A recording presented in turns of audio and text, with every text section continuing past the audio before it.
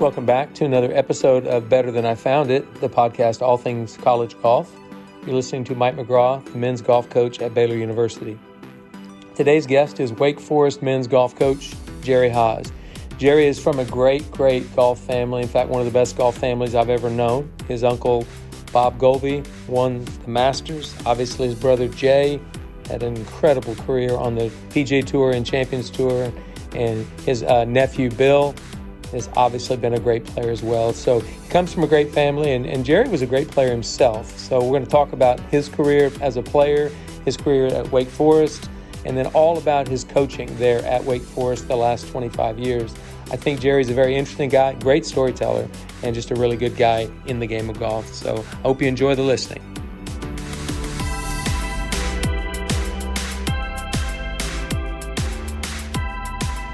All right, Better Than I Found It listeners, let's give a big welcome to Wake Forest men's golf coach, Jerry Haas. Jerry, thanks so much for taking time to be with me on Better Than I Found It today.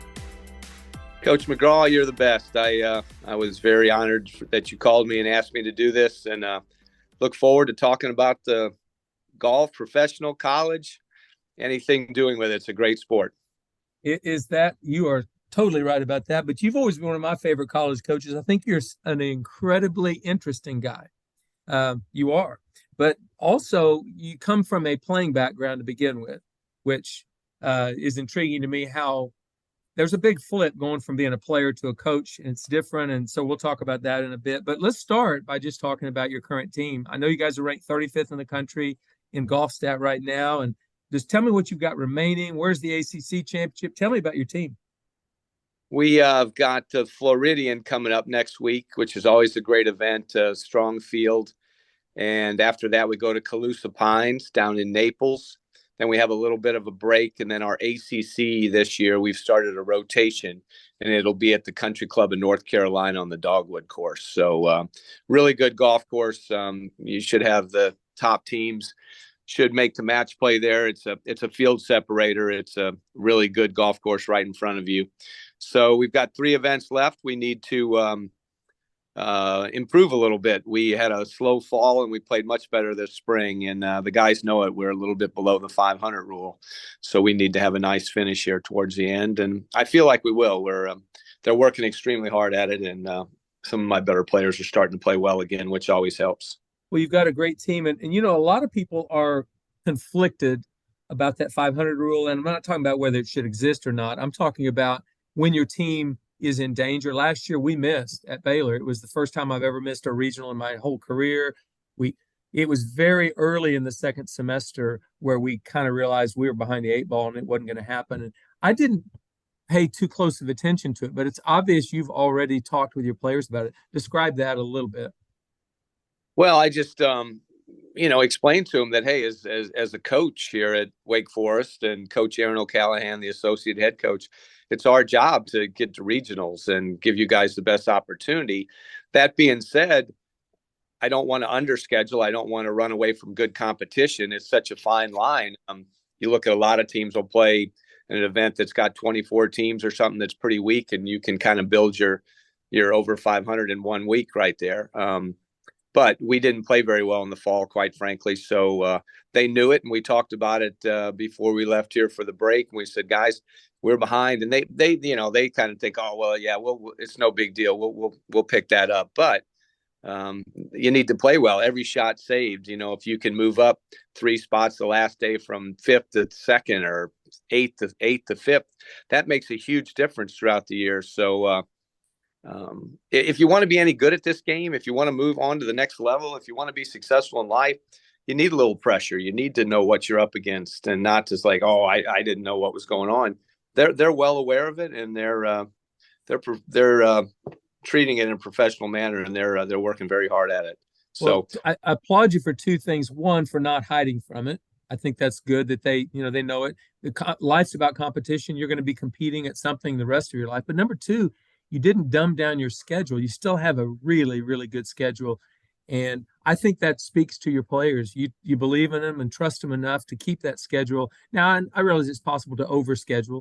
If I've got a team where I graduate 5 and next year I've got 5 freshmen, I mean, maybe you adjust the schedule a little bit, but you haven't run away from it. That's great. Thank you. Appreciate that. Yeah. Absolutely. Well, listen, it's impossible to do an interview with you, I think, without mentioning your family. You guys are one of the great golf families, maybe in the history of golf, period. So let's talk about a few of those. I'm going to let you go through, starting with your uncle Bob Golby, who won the Masters in 1968. That's a pretty good start as far as a golf family. What a great man. He 11 tour wins, Masters champion, runner-up at the 61 U.S. Open, 62 PGA. Was a really, really great player, self-taught. He went to Illinois on a football scholarship. And as you told me, then he later played baseball for Southern Illinois, but then became ineligible. But he was just a great athlete. And he always told me, you didn't tell anybody you played golf back in his era. It was kind of a sissy sport. You know, you had to play baseball and basketball and football. And he would sneak over the golf course and get kicked off all the time, sneak over and at St. Clair Country Club in Belleville, Illinois. And he put a bed sheet over a clothesline, and he put Ben Hogan's 5 Fundamentals of Golf on the ground right next to him. And he hit balls into the bed sheet 10, 15 feet in front of him and dropped down. And his parents thought, man, there's something wrong with our son here. But he just loved it. Turned pro later in life, 27 years old. He 6 months later, he birdied the last 2 holes over here at Starmount Country Club in Greensboro, North Carolina. He won the Greensboro Open, and he beat Sam Snead, Art Wall, Champagne Tony Lima, Don January, and I don't know who the 5th guy was, but he beat him by a shot. And they put his name up there, and I guess Sam Snead said, "Who the heck is Bob Golby?" He went up to him. He said, "Hello, Mr. Snead. I'm Bob Golby." And they became lifelong friends. They played practice rounds together. They were great friends. But he got us started, and he ran into Coach Jesse Haddock, the great legendary coach at Wake Forest, 3 national championships. And he said, "My nephew's a really good player." And Coach Haddock tells me the story later. He says, everybody's nephew is a really good player. And that I found out that Jerry Haas was pretty good. So my brother Jay, 10 years older than me, and he went to Wake Forest to play for Coach Haddock. They were just okay as a freshman, as he was a freshman. But then the next year, Curtis Strange came in and kind of got things rolling. It turned out to be a kind of a juggernaut in college golf at that time, along with Oklahoma State and Texas and Arizona. So he went to Wake Forest, and I was 10 years younger, and he was my idol. So I wanted to go to Wake Forest, and luckily I was good enough. And 10 years later, I went to Wake and played for Coach Haddock, and unbelievable time of my life, unbelievable part of my career. And I played then for 12 years and decided that I just wasn't making enough, and had some moments here and there. But at the same time, just had a daughter that was born, and I said, I need to do something a little bit more stable here. And luckily the job opened.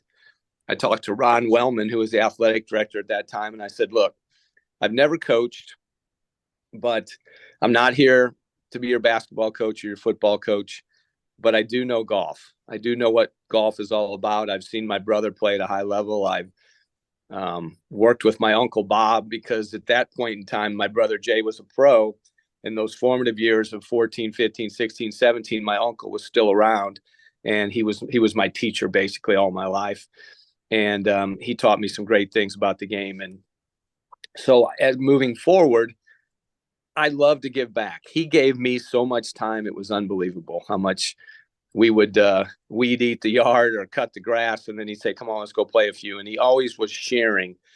And I felt like to be a good coach, you had to be able to give of yourself a little bit. You had to kind of give your knowledge without forcing it down somebody's throat, because, as a player, not everything you get is correct. You have to sift through it and decide what works for you and what doesn't. So I said, I told Ron Wellman, I said, I think I'd be a great coach, because it's not about me. I've lived that moment, but I want kids that want to share that dream, and I want to help them achieve those dreams. So luckily I got the job. And as my brother Jay told me, he's like, Bill had it all figured out. Uncle Jerry's going to get the job. Then I'm going to go to Wake Forest and play for him. So my nephew, Bill Haas, came here and played for us, and kind of got things rolling the right way. and he was an All-American and first team All-American, Player of the Year, and he was just really, really good. He was very talented, and if you look at his scores right when he came here in school, if you read him off, you'd say, man, that guy's no good. He started a little slow, but he won once as a freshman, twice as a sophomore, 3 times as a junior, and then 5 times as a senior, and still has the all-time record for stroke average for a year. That it'll be a tough one to break because he was very consistent. I was looking, he had 13 rounds in a row in the 60s at one time, and then he had another stretch of 11, another stretch of 10 during his career. So as the late Richard Sykes, the coach at NC State, he said he's an eraser. Every time a guy makes a bogey, Bill can make a birdie to make up for it. So I always Richard Sykes. Yeah, what a man.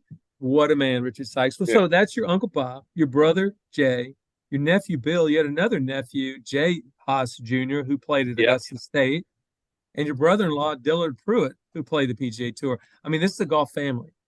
Yeah, no question about it. Yeah, Dillard, if you count Dillard in there, we've played in over 2,000 PGA Tour events, and that's not counting the Champions Tour. And my brother's won 18 times out there and been Player of the Year and 3 majors, and he's really good. Tell me this. I fancy myself a little bit of a golf historian. At one time, he had the most cuts made in the history of the PGA Tour. I don't know if he still has it. Is that still a record? Oh, yeah, it's still a record. He's got 2 more than Tom Kite. And Tom used to sneak out there a little bit. And I talked to Jay probably 3-4 times a week. And he's like, oh, yeah, I'm keeping an eye on him. But now he's gotten to the point where he's much older and he doesn't try to play the tour events. But Kite kept sneaking out there trying to make a cut here or there. And I said, well, what are you going to do if he catches it? He said, oh, I'm going to have to go play a few myself. So he actually did make it. I don't know if you count that. He played with Bill last year in the team thing, and they made the cut, which I thought was pretty cool. Jay said he had about a 4-footer on the last hole to make the cut, and he said it felt like it was about a 40-footer. Man, he said, I've never been more nervous over a putt. And I mean, here's a guy that's played all his life and played at a high level, and just the importance of playing with your son. Yeah, that's actually an incredible moment. I remember that last year, and I think they did add it to his record, but I wasn't positive if it still lasted. That's going to be a hard record to beat because of the longevity of it. And every time a kid says, well, Jay didn't win a major or whatever on the PGA Tour, it's like, I don't know how many times he shot 67 in the final round at Augusta, but it was several. And to play that well, that consistently, that long is an amazing accomplishment. So, I mean, you played professional golf, you know how hard it was. Right. Yeah, he played almost 800 events, and I don't know how many he's played on the Champions Tour, but I think that's a record that'll probably never be broken just because guys don't play as much. Yep. They're tired now, or, I got to take a week or 2 off. But it wasn't that way back in the day. You played, if you had an event to play, you played. So Sure. He doesn't have the most starts, though. The most starts is Mark Brooks has more starts than Jay because he was a PGA champion. So he got to play about 10 or 12 extra times as the PGA champion. So that's why he's got him there. Actually, I knew that. I was walking a fairway with Mark last summer at the State Junior. He was watching a kid that he works with now, and he told me that. And I said, I knew you'd played a long time, but I did not realize. Did you know Mark's teaching right now? I did not, no. Yeah, he's teaching a lot of people down here, but he teaches in Fort Worth and he teaches in Austin, so he does both. But yeah, pretty good longevity record there himself. So it's obvious the family thing. You came by it honestly, and you had a really good amateur career. You won the Illinois State Amateur a couple of times. You were second team All-American at Wake, played in the Masters, made the cut in 1985, and you were on the Walker Cup team at Pine Valley. I can't imagine a more exciting place to have a Walker Cup at Pine Valley, your senior year in college. That's pretty impressive. Talk about that experience. That was really incredible. I'd heard all these mythological things about this Pine Valley golf course. And it's funny, later in life, people have asked me, have you ever played Pine Valley? And I'm like, yeah, I played there. And they kind of like, what are you talking about? I'm like, well, I played there about 6 days in a row. I said, probably the hardest course I've ever played. And they go, what do you mean? I'm like, well, I was on the Walker Cup team. And, Scott Verplank was on that team. Duffy Waldorf, Davis Love III, Sam Randolph, for those that know golf, I mean, man, he was probably our best player. He was really, really good. Duffy Waldorf, I mentioned. Jay Sigel was the playing captain. Clark Burrows was a nice player out of Ohio State. So we had a really, really good team, and we ended up winning by a shot. I remember that Colin Montgomery I think he was maybe 20 years old, went to Houston Baptist, but he was kind of the best player, and Peter Baker on the Great Britain and Ireland team. So what a great place. They still, believe it or not, have little things up on the wall there. And if I ever go back and want to play, the president said, as long as I'm the president, you can come back and play. So I played maybe a couple times there in the last, I don't know, 35 years. So Jerry, you've got an open invitation to play Pine Valley. Come on. I What are you doing? Hey, I got to tell you that we went up there for regionals at Galloway National. Okay. We went up there probably 2010-ish. And I played in the Walker Cup there in 1985. Okay. I played one time since in 1988 or 1989. So I go back there and I play the guys. We have 5 players and a coach. I had no assistant at that time. So we played 2 threesomes, and I said, all right, I'll play you all each and every way. And I played very nicely, and I won every single bet, front, back, total off all the players. and then we get in the van, and the one guy goes, well, it wasn't fair, though. I mean, you played this course. We've never played it before. I said, I played it, let's see, 1985, 95, 25 years ago I played it. Come on, don't tell me it wasn't fair. So anyway. That's another thing a college player doesn't understand. 25 years, that's a lot of abuse to your body. Oh, yeah. Oh, my gosh. Doesn't feel the same. Okay. I'm going to ask the question before we move on. Great amateur career, which led you to the professional ranks. But did you ever consider going anywhere else but Wake Forest? I know your older brother, Jay, went there. Was there anybody else recruiting you? How did that work? Illinois recruited me. Obviously, I was from Belleville, Illinois, right near St. Louis. And I did get a call one night from Mike Holder at Oklahoma State. And it was a great conversation. He's like, well, what are you looking for in college? And I'm like, I don't know, great school. And yeah, what else? I don't know, good golf courses. Yeah, what else? I'm like, finally I started laughing. I'm like, I don't know, pretty girls, or whatever. No, what else? And I didn't know what he was looking for. And he goes, aren't you looking for competition? And I'm like, oh yeah, I'm definitely looking for competition. He's like, well, we have it here and blah, blah, blah. And he offered me a half a scholarship. And I think we could afford it. I don't know. I mean, I went to Wake Forest. I want to say it was like $3,500 a semester back in 1981, which it's not that now. I wish it was. Be a little easier to recruit, but wouldn't it though? But anyway, so that was just very few places had recruited me. I was lucky. I won the Illinois State High School my senior year, and I tell people I beat Tom Watson by 4 shots, and they look at me and they think, oh yeah, I could see that, Tom Watson. But it wasn't the same Tom Watson. It was a guy from Libertyville, Illinois, named Tom Watson. And I beat him by 4. But well, I didn't know there was another Tom Watson. The real Tom Watson is 25 years older than you, basically. I know, but a lot of people don't figure that out. They look at me like, oh yeah, Kansas City, Illinois, I could see that happening. And I'm like, no. So you mentioned him earlier, and I want to talk about him before we move on. Jesse Haddock, Hall of Fame coach, won 3 national championships, coached 2 of what are regarded as 2 of the best teams, 1974 and 75, in the history of college golf. And tell me, what was the best qualities of Jesse? And is there any part of your coaching you think has been influenced by his influence on you? I would say easily his best quality was he knew people. He knew how to push the buttons, if you will. He knew that I need to get on this guy a little bit. I need to back off this guy a little bit. He was a great judge of character, people, surroundings, if you will, the environment, what was going on. Back then, as you remember, I mean, coaches didn't really go on the course. He just kind of met you at the turn and, hey, how you doing? And all right, keep it up. Or, hey, you need to get going here a little bit. So it was different, but yet you knew you had respect for him, and you knew you needed to play hard. And you needed to do things the right way. We wore long pants when others wore shorts, and we still wear long pants. It's one tradition I've kept, and I think it's a wonderful. He used to say, shorts is for junior golf, and now you want to be a pro or you want to be a young professional or play the tour, you need to learn how to wear long pants. And great story that one guy came in and said, "Coach, I want to wear shorts." And he told him, he's like, "That's right. You wear your shorts. You go back to your country club. You ride your cart. You swill your beer." Those were his words. "You swill your beer." He said, "You shoot your 75s." He's like, "Curtis and Lanny, they wear long pants and shoot 67s on Sunday." That was the end. That's a true story. That kid told me that. I was like, oh, man.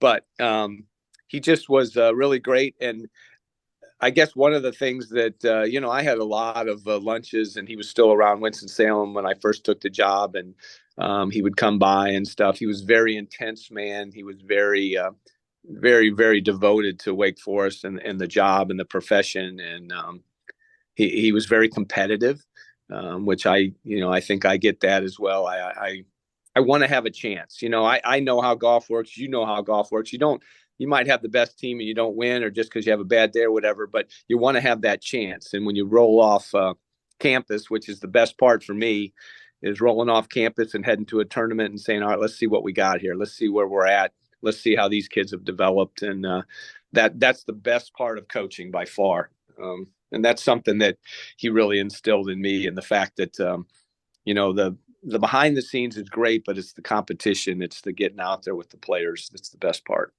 Well, that's good that you say that. I think all of us, if we're paying attention, we have mentors or people that kind of give us something. Well, it's obvious he gave you that, which is great. But his last national championship, 1986, was in Winston-Salem at Bermuda Run. And Mike Holder, when I got to Oklahoma State, I was going through the media guide and just talking to him about this, that, and the other. And without fail, without question, his most disappointing loss. And he was runner-up 10 times in the national championship, on top of winning it 8 times. So he had incredible success. But 1986 at Bermuda Run was his most disappointing loss ever. He had the individual champion, Scott Verplank. He had 2 other guys on the team, E.J. Pfister and Brian Watts, who would both be NCAA champions the following 2 years. And Michael Bradley won on the tour, and Tim Fleming, a nice player from Mississippi. He had a great team. Now, you did as well, and I know you played on the team that fall and graduated. Tell me about those guys, and tell me about that NCAA championship they won. 16 back the last day. They had a very poor third round, which kind of made it look like they had no chance. And they had a nice meeting, Coach Haddock told me, the night before. And you had seniors were Billy Andrade and Chris Kite. Chris Kite, first team All-American, lost in the finals to Buddy Alexander in the U.S. Amateur. So he was a really fine player. And obviously Billy Andrade was my roommate for 3.5 years, and had a great week this week on the Champions Tour. I always follow Billy and still talk to him. And then they had 3 freshmen, Barry Fabian, who was a nice player from Ohio, Lenny Matisse, who ended up doing good things on the tour, and Tim Straub, who was the U.S. Junior champion and runner-up U.S. Junior, and he was a freshman, and he's now the coach at Davidson. So they just shot 43 under last week. Davidson did. Tim's got them going the right way. They've won conference title. They're 2 of the last 4 years, so they're good. So if you look back, and I think you'd agree with this, and when you look back on teams and you look at pictures and you look at names, and then they go on and do things in golf, you're like, oh, no wonder we were pretty good, And then other teams look at it and you're like, oh, well, he's doing this, he's doing that. Very successful in other areas, but yet you look back and say, no wonder that was. Now, going back to Tim Fleming, a freshman, I played with Tim a lot. He was good. EJ was great. Brian Watts was a really good player. But sometimes, and in this case, maybe they weren't ready for that. You said later they ended up winning. And sometimes as a coach, as you know, it's got to line up. You might have a really good freshman, but he's just not ready to handle things like the junior and senior. But then junior and senior leaves, and now he gets a little better. It needs to kind of fall together. And Coach Haddock said he did something he's never done. He went and sat out behind the 4th green, and they had a little rain that morning, and the greens looked really, really kind of glistening, if you will. They looked pretty slow. And but he told the guys, he's like, they're not really slow. He's like, you got to make sure you get those putts there, because the guys are going to be leaving them short because they look slower, but they're really not. They got off to a nice start and still were well back.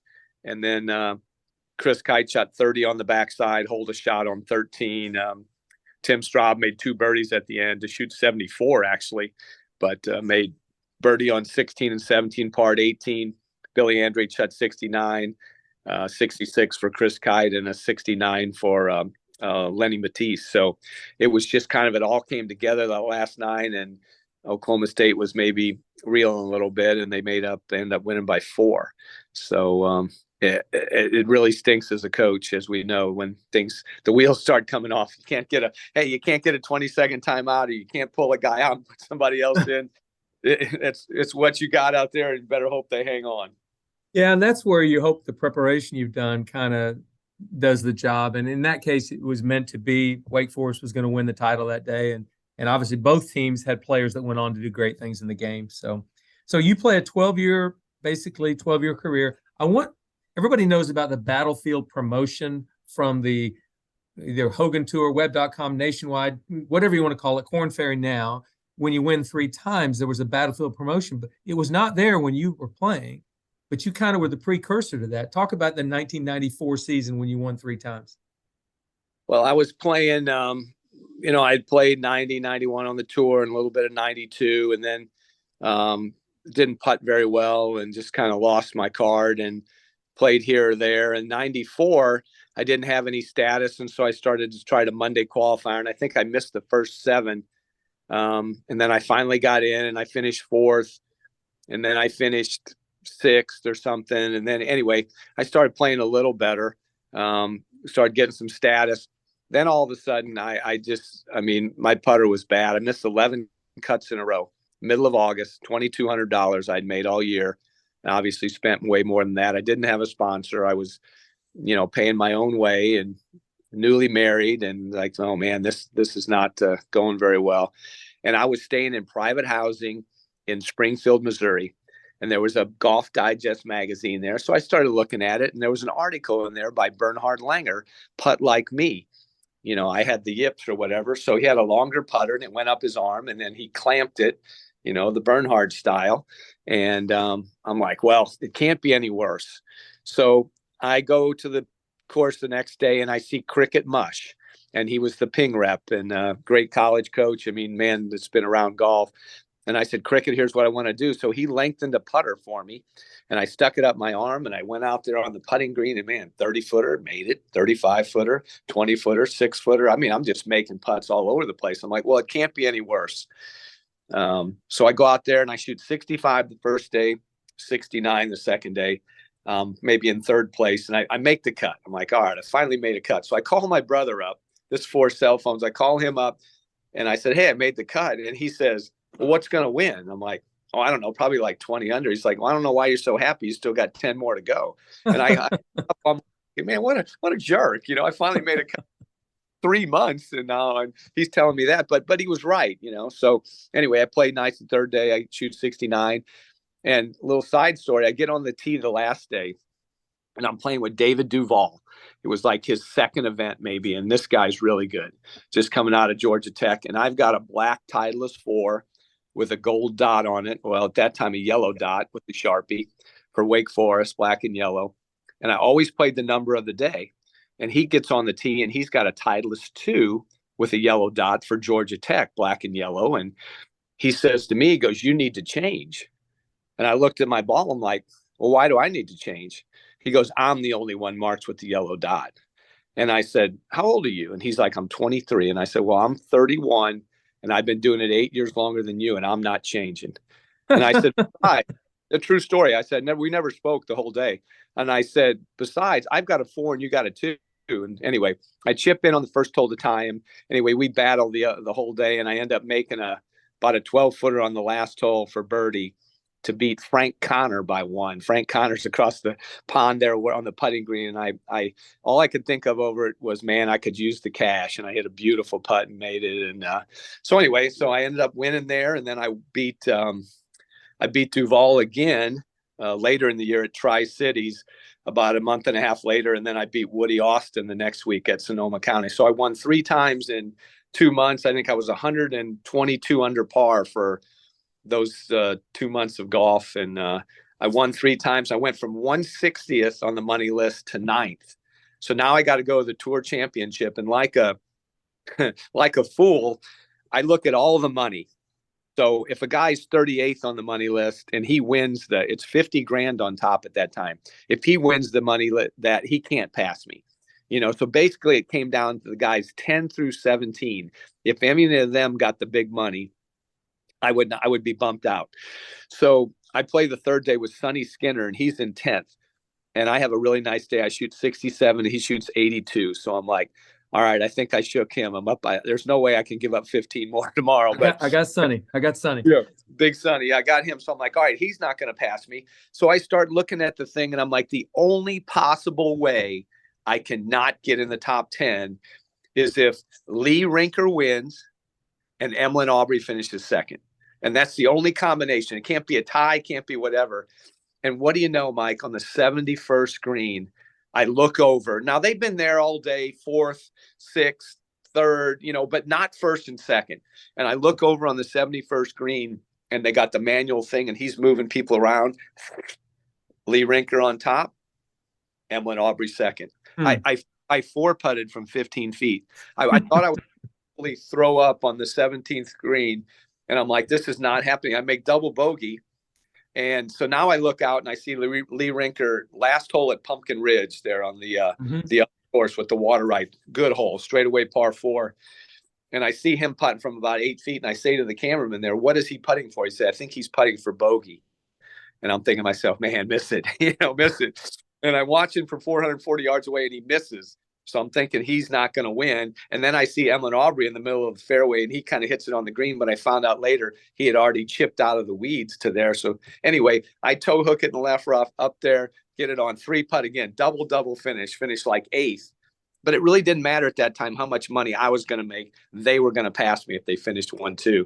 And anyway, I ended up getting off the course there, and they both had a bogey and a double at the last, and they dropped back. And Mike Schuhart, who I was playing with, made birdie and won the tournament. And I kissed him on the last green there, taking all the money. But anyway, so I got my card back after that miraculous end of the year, and I putted better in 95, but I just didn't hit it as well. So I knew it was about time to do something else. Before we move on to that something else, which is college golf, how much interaction did you have with Jay? I mean, you said you called him one time, but I mean, did you all play practice rounds together when you were on the tour? How did that all work? Not too often. No. We stayed together on occasion. I ran in a little lower rent district than him. I remember one time he had to get a new pillow and a new bar of soap because the bars of soap were too small and the pillows weren't right. So that was the 1 week with me. And he's, I think I'm going to stay over here next week. I'm like, that's fine. I'll stay where I'm staying. But I remember one time playing the Hawaiian Open, we were paired together, and there was 2 Japanese guys looking at the pairing sheet. And the one said, and I was listed from Belleville, Illinois, and he was listed from South Carolina. And the one guy said, Jerry Haas, brothers? And the other one said, can't be, different place. So they did, a lot of people think he's my dad, to be honest with you. But well, I mean, honestly, I think the very first time I ever saw your name back in the early to mid 80s, I didn't know it wasn't, right. You didn't make a connection, but I thought maybe a cousin. I didn't know you were his brother, which is great. 10 years removed. But, so in 1997, you were ready for something new, and It became the head coach at Wake Forest, your alma mater. So overnight, you go from player to coach. And you mentioned this earlier. It was kind of like that's a different thing. But I want to know, how do you go from being a selfish player, which is what we are when we're playing, I've got to do everything for me so I can be good, to giving everything of yourself to the player? How does that happen overnight? Well, it goes back a little bit. I think that I mentioned that my uncle was so giving with his time and his energy and his expertise, and completely different era. He would tell me to work on something, and I would work on it for 3 weeks while he was on the road. He was working for NBC as an on-course commentator. He was playing a little bit himself, and he'd come back, and I'm like, what do you think of that? And he's like, no. He'd call me a donkey. No, you donkey, that's wrong. And I'm like, are you kidding me? I just worked on it 3 weeks. So he'd tweak it a little bit more, the grip or whatever, the footwork, whatever it was. And then he'd disappear again for 2-3 weeks. And then, that's getting a little better. So you kind of had to figure it out yourself. And I would say my coaching style is I don't overcoach. I mean, you look at the best players today, none of them swing alike, none of them act alike. As my brother Jay always said, a great golf swing is one that can produce the shot under pressure. That's a great, that it doesn't have to look, if it was so about aesthetics and how good it looks, then you'd have other guys that, Gene Littlers and Tom Percher and the Adam Scotts and the ones that, we just marvel at how beautiful they swing at it. Jessica Korda, they're talking a lot about her right now. But if that was the case, it was all just about how you looked, then they would win every time and no one else would win. But it's not the case. You have people that are digging down deep within themselves to craft a shot or get through a moment during the round that's going to help them win or lose the tournament or whatever. But the trust they have in their ability and what they've worked on. And that's one of the things that he really instilled, my uncle, is you have to kind of figure it out yourself. I can't be there to hold your hand. I can try to help you. I can be your best cheerleader, whatever. But at the end of the day, you have to figure it out yourself. Gosh, good coaching right there, honestly. And you're coaching at your alma mater. It's got to have a great amount of pride there. Alan Bratton is coaching at Oklahoma State at his alma mater. There are several examples of it, but that's got to be special. Oh, so special. I am very thankful. The word I try to use around here with the guys, we always talk about attitude, this and that, but my big A word is appreciative. I think you have to be appreciative of what you have, the opportunity here at Wake, the opportunity at whatever school you go to, be appreciative of all the good things that people do for you. And, I live through them, and in a sense, I try to guide them, and they fail or they do this or that, or they have their ups and downs, but you got to stick with the plan and keep motivating them and keep encouraging them. And it's a little different. I don't think you can kind of get on them as much as you used to. You have to be you have to really watch what you say and really have to be. It's a shame, actually, because golf is hard. Golf is very difficult, and there's not many people that can help you when it's not going well. You have to really be able to help yourself, and sometimes being a little bit stronger, or a little bit being able to take criticism. A lot of them really struggle with the criticism, thinking, "No, you're just on me to be on me." I'm not on you to be on you. I want you to do well. It makes me look good. It makes the school look good. It makes everybody's happy if you do well. So you have to be able to allow coaches to coach you and to be constructive of what you need to get better at. And the good ones, they get better at it. They listen, and they don't take it the wrong way, and they take it to heart, and they get better at it. The bad ones are just trying to find an excuse. Oh, well, he screwed me up. I've said this many times. You might agree or disagree, but there's never been a college coach that has kept a kid from being a great player. Not one time. Not one time. Not one time. I think kids get a little mixed message or confused. It's like, I may not always say the right thing to you. It may not always be the perfect thing you wanted to hear, but it's always said with the intent of making you better every single time.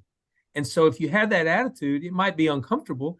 I mean, I remember some things Mike Holder said to me when I was his assistant, and when I was the head coach and he was the athletic director. They were uncomfortable. But apparently I needed to hear him at the time, right? Right. Well said, Mike. Well said. Thank you. Well, early in your career, I was the assistant coach at Oklahoma State, and I'm going to say publicly this story that you and I have shared 1,000 times. So I'm in those days, you can only have one coach coaching at a time. And so Mike Holder was walking with Hunter Mahan, and he said, "Go watch the other guys." And I don't even know how I came upon it, but it was Bill's group. Bill Haas, your nephew. And on the second hole, a par 5 at Old Overton, it's kind of one of those kind of valley-shaped fairways where you've got, deep sides on both sides. It kind of funnels, except there had some rough on the right side. And he pushed his tee ball into the right rough. Now, how many times have I told you this story? But we've heard it a lot, but I love hearing it. Okay. I was there. You were there. Anyway, I was looking, and he had wind off the right. Now, there's a big hill to his right and tons of trees, but there is wind coming through there off the right. He's got 260 yards, 250 yards right in there, out of some rough, not a lot of rough, but enough rough you can't really control the ball very well. The wind's off the right. And he's got to start the ball left edge of the green to even have a chance. Because if he tries to start it right at that, he's going to hit a tree. So I'm thinking, I'm walking with him. I'm telling, just hit the 8-iron down there. We'll wedge it up there, no problem. And he's got a 2-iron out. And I'm thinking, I got to see this. This is from rough, wind's off the right, ball's above his feet. There's no way he could. This is way left in the trees. And he hit an absolute missile with this 2-iron that never thought he was going to leave the flag. 8 foot for eagle. And I'm thinking to myself, okay, I can quit coaching right now because I've seen the best shot I'm ever going to see. Yeah, that was. I know you told him that story, didn't you? Oh yeah, I've told him that, and yeah, you're right. I think I wanted him to go up the fairway. He's like, no, I'm just going to cut it. I'll just cut it around there. I'm like, well, all right, if you think so, and he did, and I think we both kind of made eye contact with each other, like, oh wow, that was pretty good, What are we doing? There's no way that shot can be hit. Hey, and then the best part of the story, we went up to the next tee, was the downhill par 3. Right. And Ricky Barnes was up there with Chris Nallen, and they both had the same clubs, same pings, same everything. And there was a weight on the tee, and Ricky Barnes hit first, and he ended up hitting Chris Nallen's 8-iron instead of his own iron. So he ended up getting a 2-shot penalty, and because he hit it, and then once he hit it, he looked at and realized this is not my club. And so then he was all mad at Chris now, and Chris is like, whoa, that was my bag over there. So anyway, pretty that good happened story. Right after that is what you're saying. Right after we walked up to the next tee. So well, I'm going to say publicly right here and right now, the greatest shot in the history of college golf was Bill Haas at Old Overton in the fall of 2002. It was an amazing golf shot. I'll never forget it as long as I live. By the way, you mentioned his scoring average, his senior year, 68.93. I'm just not sure how you're going to better that. I know scoring records are pretty vulnerable, but that's pretty incredible. Very, very solid that year. Like I said, he won 5 times. He finished runner-up at the NCAA, lost to, drawing the blank, Ryan Moore at the Homestead. And I walked 2 practice rounds because Ryan was an individual and Bill was an individual with Jeff Overton and Ryan Moore and Bill, and then they got paired together, and then Bill and Ryan. So I saw Ryan play 6 straight days, and he played. I mean, his divots were about this long, and so Ryan Moore really, that was the summer he played. I mean, he was really, really playing some golf. He turned out to be a great player and still is a great player, but that was pretty impressive. Bill played very nicely, but Ryan ended up beating him. Yeah, I remember that golf course was wet that week too, and very hilly, and yeah. Very wet. But so, Bill was your first elite player, your nephew was. And so he kind of helped you get your feet underneath you. You had been coaching a couple of years before he got there. But you got a really good player right there afterwards named Webb Simpson, who is a good friend of mine and one of the greatest guys that's playing the game of golf today, Webb Simpson. Tons of great qualities about this guy. And he was playing well this past week as well. Yep, finished 7th, had a nice week. Another good week. But Webb Simpson, when he came on this podcast a couple of years ago, he mentioned a meeting because he came out as a number 1 ranked junior player, and his freshman year was kind of underwhelming, and his sophomore year had started with kind of average. He wasn't knocking it out of the ballpark like he thought. Talk about that, because he talked about the meeting he had with you as a turning point in his career. Talk about that meeting y'all had just before Christmas break. Well, back up just a second. He came in the first week. He worked with Ted Kegel over at Carolina Country Club. No problem. I've always respected teachers, and I'm just another good pair of eyes. So we didn't talk much about golf the first week or so. And that's when we had the big JC video camera, the big yellow box, and you'd come over and you'd gather around it. So I got the camera off it, and Webb was on the end. And so I zoomed in on his grip. I thought he had a poor grip. He had the long thumb through, and he had the fingers here. And as the club went away, it looked like he was playing a flute or something. Those fingers were all moving, and the club was, and it just really bothered me. You grew up with Uncle Bob Golby here, and man, you better have a good grip and a good setup and good, that was really big to him. So I'm like, I laid in bed basically the first week with Webb. Do I say something or don't I say something? He said, like you say, number one junior, good player. But anyway. So I call him over. I'm like, hey, Webb, I want to show you something. First time we've had any. And I show him the grip and he goes, whoa, who is that? That's what he says. And I'm like, that's you. And he goes, no, it's not. I'm like, yes, it is. And he started looking at the glove and he's like, oh my gosh. I'm like, so I went inside and I got him a formed grip 7-iron. And he had to keep all his fingers on there and it all went on there. And he had probably 15 of the prettiest 7-irons. He goes, well, I can do that. Well, of course, the next day he was out there and it was going back, he wasn't going to do that. So anyway, so we go forward and right before Christmas and he comes in and he goes, I want to apologize. And I was like, well, why do you want to apologize? He goes, well, I was this great player and junior, I just haven't won here at Wake. I haven't played the way I should. And I just said, well, let me ask you a question. I said, are you a better player today than you are when you got here? And he's like, oh, yeah, way better. I'm like, okay, well, that's all that matters. I'm like, you're getting better. Continue, look at yourself every 6 months and what do I need to get better at? And at the time, I didn't think much of it. I was being honest with him. He was a way better player. And sure, he hadn't won, but I wasn't about that. I was about making each kid better and he was improving. And I remember calling his dad, Sam, maybe late in his junior year. We played one time a little match and I was 5 up with 7 to go. And man, I was just talking to him and he ended up birdieing 6 of the last 7 holes to tie me. I had a putt on 17 to close it out and I missed. He birdied 18. We went an extra hole and then he hit it a foot on the extra hole and beat me in 19 holes. And I still remember that. So I called Sam. I said, your son's going to be just fine. He goes, well, I hope so. I'm like, no, he's going to be just fine. I could, not because of that, but I could just tell he was going the right way. So this kid's a player. And so anyway, so that was that story. And speaking of Sam Simpson and maybe a lesson here for parents or coaching or whatever, Webb, I called him one day and I looked over at my board there and he should have been in class and I could hear his car running. And so I'm like, what are you doing? He's like, well, I'm going home. And it was a Friday. And I said, well, what about class? Well, I've got laundry to do. I want to have lunch with my dad. I want to practice. I've got something I got to do tonight. I'm like, well, yeah, but that's tonight. What time is it? Well, it's at 7 p.m. tonight. I'm like, Webb, it's 9:15 in the morning. So we went back and forth and I don't know what possessed me, but I hung up the phone and I called his dad and I said, Sam, we have a problem. And he goes, what do you got? And so I told him, I said, he misses a lot of class. If he's not there, he needs to, at least when he's missing, I understand, but he should be going when he's in town. And he wants to come home and have whatever, lunch with you, and he could do all that stuff. And I didn't say much more. His dad didn't have any excuses, and he just said, it'll be taken care of. And he hung up on me. So now I'm thinking, oh my God, I got Webb in trouble. Webb's one of my favorite. Now I got him in big trouble. So he came to my office on Monday and he's like, I see where you're coming from. And I won't miss any more class. I apologize. And I'm like, yeah, I wasn't trying to get you in trouble. I said, just got to understand that it's important. So anyway, he graduated in 4 years, but I thought that was great parenting. No excuses.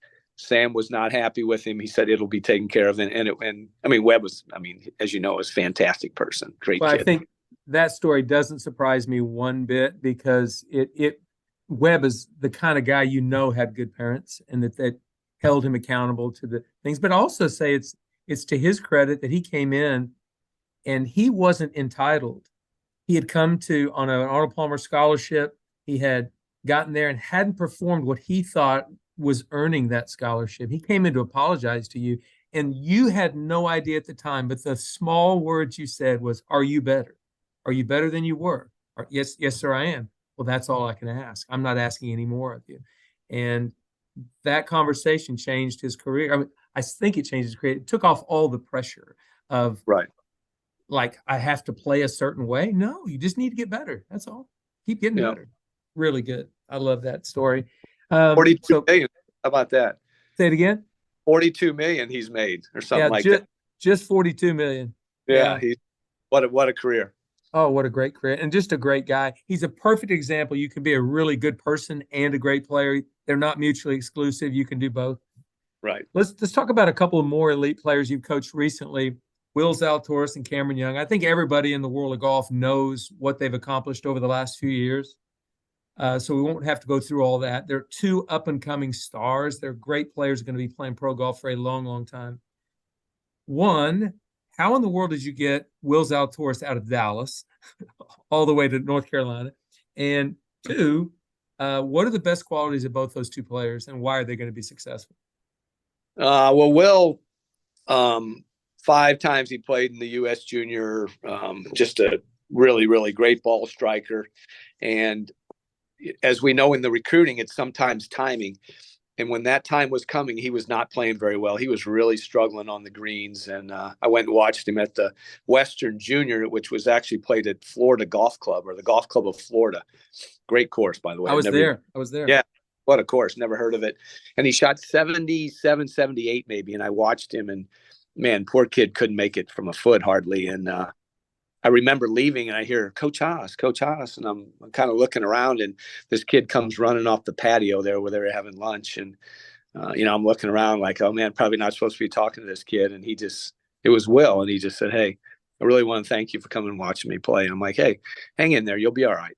That's about all I said, because here's a guy that myself personally struggled with putting, and thinking to myself, he'll figure something out. So we get into recruiting, and he really wanted to go to Stanford, and they of course passed on him, and he, Texas didn't want him. And I when I was talking to him, like, how do we get you out of Texas? He's like, well, I'm not going to go to school in Texas. I'm like thinking, ooh, I got a chance here.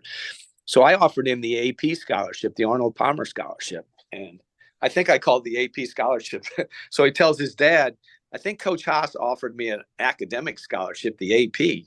And his dad's like, no, that's not the academic. That's the Arnold Palmer. So that was kind of the seal the deal a little bit. And I knew that 99% of this game, in a sense, is you've got to be able to hit it. You can say all you want about mental and, oh, he's really mentally tough. But if you can't play, you can't play, and he could really hit it. And I'm like, we'll figure something out. So before he got here, I said, try something else. Try the claw. So he tried the claw, and he shot 59 in Hawaii.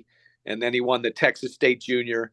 Then he won the Trans-Miss, and then he won the U.S. Junior. So now all of a sudden he's one of the hottest players. And then he shows up at Wake, and he's shooting 64s and 5s at Bermuda Run like it's, a chip and putt. And as we know, it's not an easy course. And I'm like, man, I got the best player in the country here. And so that's how he ended up at Wake. And his quality is his presence, how he carries himself, what he believes in himself. He used to work on the 9 shots, the low straight one, the high one, the middle one, the cut, he could hit all those shots. And I said, man, this guy can hit a 4-iron 245 yards and lands like a sand wedge. And he has a gift. And there's a picture I have on my phone of him at 3.5 years old at the driving range. And it's some of the prettiest positions you've ever seen. You can't see behind me here.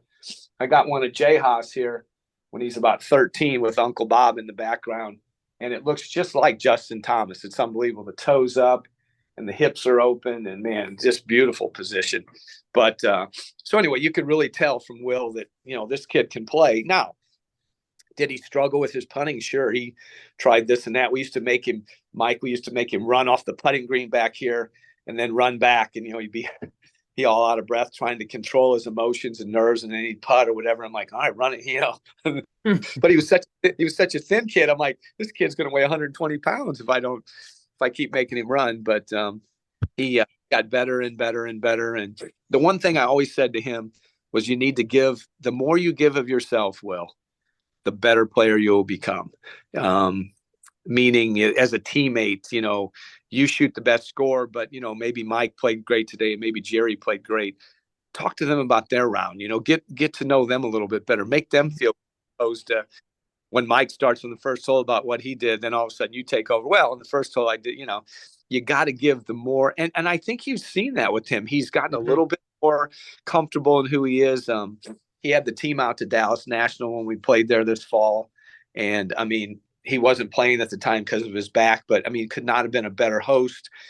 Told the team stories, gave them all attention, and walked with us during the day at Dallas National, and just incredible. The guys were like, man, I've never been around a guy that good that's been that nice, and he just starts to understand a little bit. The more he is not so full of himself, he gets even better and greater. Great ball striker will be as long as he can putt. And he putts very well, even though you say it doesn't look great. His stats are great. And Cameron Young, right into him. Wow, what a talent. Mm. What a talent. Will tells the story because he's a Z in the locker room and Cameron's a Y. It's like our lockers are next to each other. We mess with each other. And he's like, Will's like, I've lengthened my driver as long as I can. I got 7 degrees loft and I still can't get it past him. He still hits it about 25 past me. So, You know, when God yeah. was handing out just raw talent, he decided Cameron to get a whole lot, didn't he? Oh, yeah. I And mean, that guy.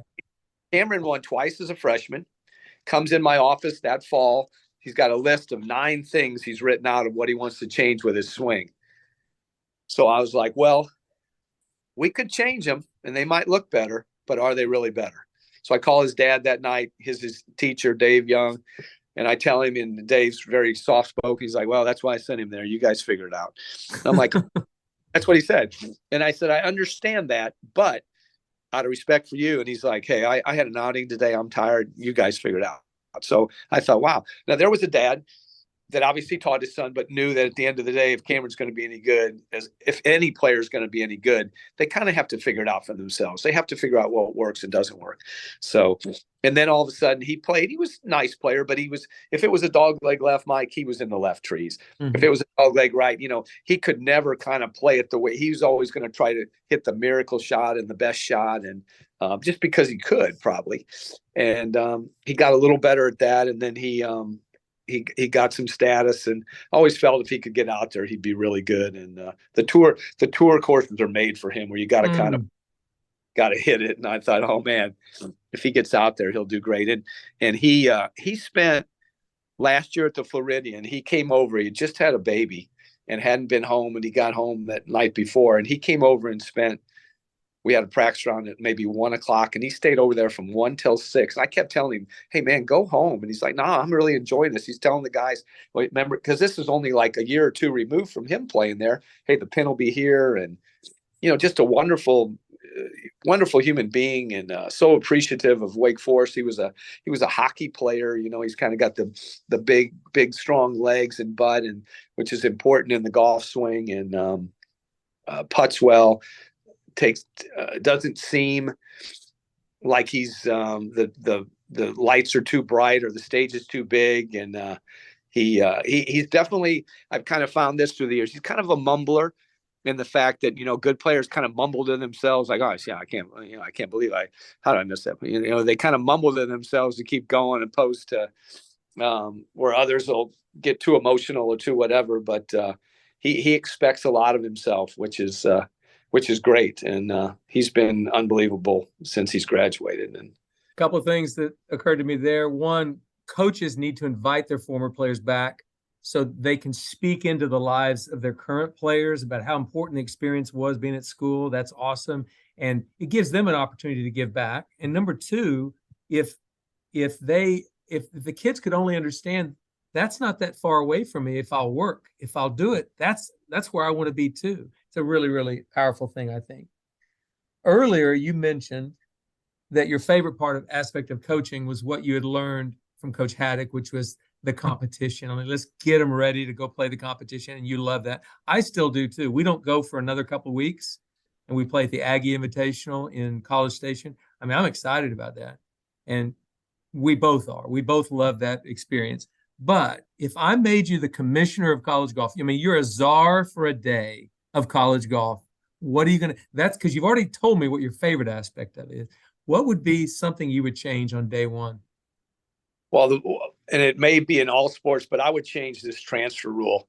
The fact that you can just, oh, coach looked at me the wrong way, or, oh, I should have qualified and I didn't, and coach didn't take me. And so now I'm going to transfer. And it's kind of in all sports where I think you have to fail. I think you have to struggle. I think you have to, life's not all just peaches and cream. I mean, it's going to have incredible amount of ups and downs.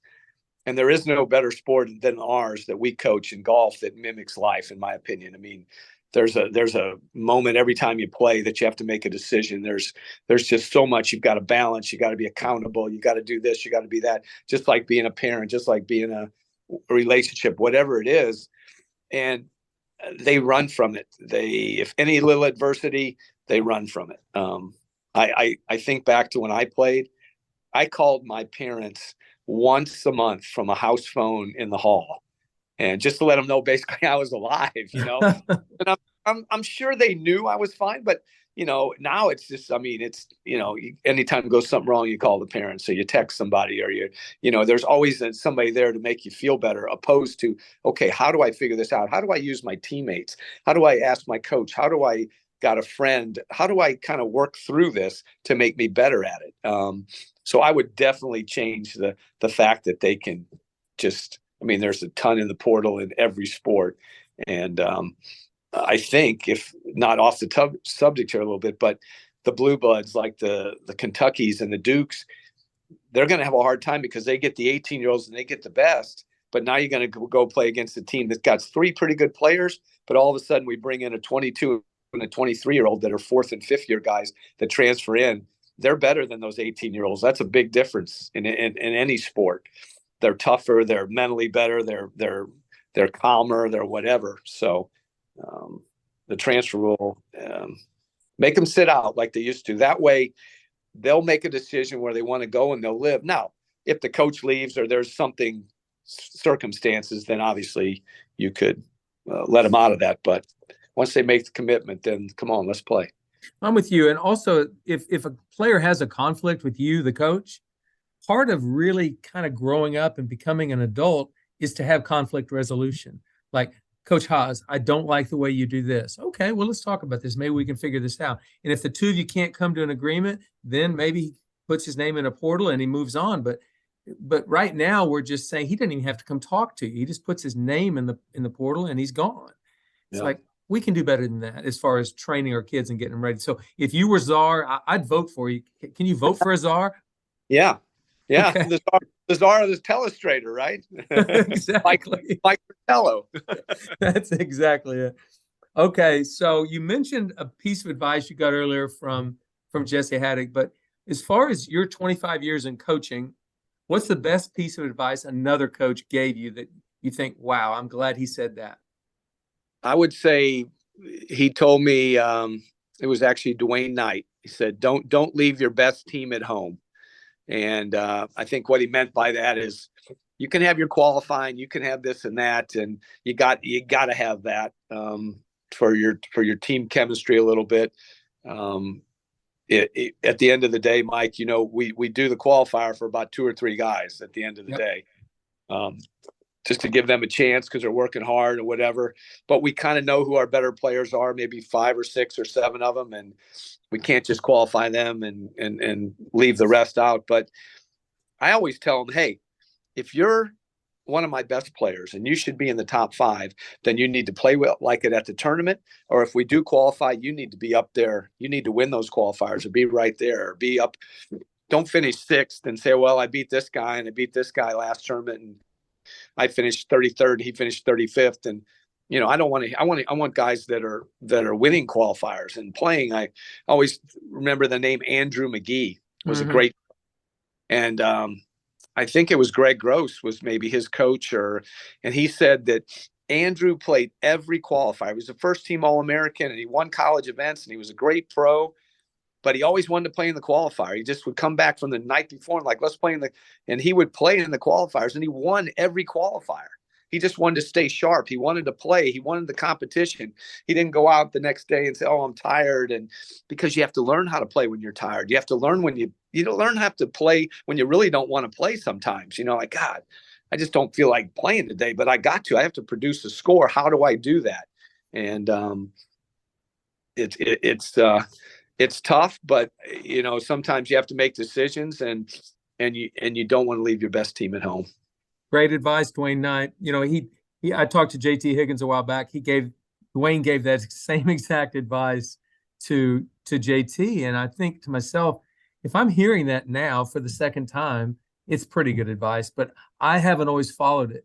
I've always, gosh, I want to be fair to everybody. I want all this. Well, the truth is, you've got to get your best team, and if you want to be fair to somebody, how about your best player? He really wants you to have the best team, the other 4 guys to be good, right? Right. Yeah. So it's your job. Okay. That's good advice by Dwayne. Thank you for sharing. Now, something I'm going to start today whenever I have a college coach like yourself on here is if you had a super elite college player a hybrid of all the best you've ever seen in certain categories. And it could be players you've coached or players you've coached against. Give me the best player in every category: driver, iron player, wedges, putter, and mental game. Give me each one of those players. Well, I saw him a lot each and every day. My driver would be my nephew, Bill Haas. Incredible driver of the ball. I remember one time Titleist came up here and it was making a funny noise. So they put some rat glue there in the back when they used to do that and kind of shook it in there. And we had a fence down here at the old Haddock that was like 310 to carry the fence. And this was back in the day. And I'm telling you what, no exaggeration, he put about 40, 50 balls in a row over that fence, just one after the other. And I can't remember who the Titleist guy was. And we kept looking at each other like, man, are we watching this? But great driver of the ball. One thing I had to do with him a little bit in college, like he would outdrive guys by 40, 50 yards. Their ball would be in the air and Bill's ball would be in the air at the same time. I'm like, but, you've got a huge advantage. Don't just slap it on there 35 feet like they did. Take your time. You're hitting wedges and they're hitting 7s and 8 irons. Let's get a little better with our wedge play. Iron play, I didn't watch him a bunch, but when I did, and it's kind of been proven, Colin Morikawa. I watched him hit 2 shots in college. And he made one and he hit the other one a foot. So I heard he was pretty good, but no, I watched him on the range a little bit here and there. But Colin Morikawa would be my iron player. Wedges would be Denny McCarthy, kid that went to Virginia, tried really hard to get him here, but he ended up going to Virginia and was just a really good wedge player and made a lot of birdies. And as you know, Coach, and I know that if we can teach these kids to be better wedge players, maybe make 3-4 birdies a day and maybe, I don't know, make 6 extra birdies on the tournament and you play a lot better. My putter, Maverick McNeely. Oh, yeah. No surprise there. He's a fabulous putter is what he is. Good kid. You could see that he was going to be a nice player. And again, one of those kids, once he got established, that would be a good player. And then my mental game is a little, I thought long and hard on this one. I've had a lot, but I went with Chris Nallen. I love Chris. Always thought he was just the right mix of kind of mean, kind of angry, kind of happy, kind of almost had those steely eyes that he was going to look at you and you weren't going to beat him. And, all these guys, kind of Maverick, Denny, Chris Nallen, all good putters, all good, you can kind of intermix them, but I thought he was always a winner, always a guy that just looked like he was in control. Not too happy, not too sad, but just kind of mean. I think you have to be a little mean in this game when you play in a good way. No, he was mean in a good way. And honestly, when he was coaching at Arizona as an assistant, you could see the same qualities. And that's, I think, why he was a good assistant coach. But okay, that's the first super elite college player. I'm going to start doing that with coaches going forward. We'll see how this comes out. If you could put that group together, that would be a Tiger Woods, I think. It'd be pretty good. I'd have to get them a great NIL deal to come. You would have to do that. Well, Jerry, thanks so much for spending an hour with me. You were incredible, but I knew you would be. And I want to wish you the best of luck, you and your team, the rest of this spring. Probably won't see you at any tournaments, so let's just make it Greyhawk. That'd be a good place to see each other. I'd love to see you there at Greyhawk, and we'll have a Coca-Cola together. Absolutely. Well, I appreciate it again. Thanks a lot, and best of luck for the rest of the spring. Coach McGraw, you are. I have your book right over here. You are one of my favorite people. Not just the coach, but you're always done it the right way. I remember walking with you at Sun River there when you won your national championship, and that was. Even though we didn't get you there, I was very happy for you. Well, thank you so much. All right, Jerry. Thanks again. We'll see you. See you, Mike. Bye. Bye.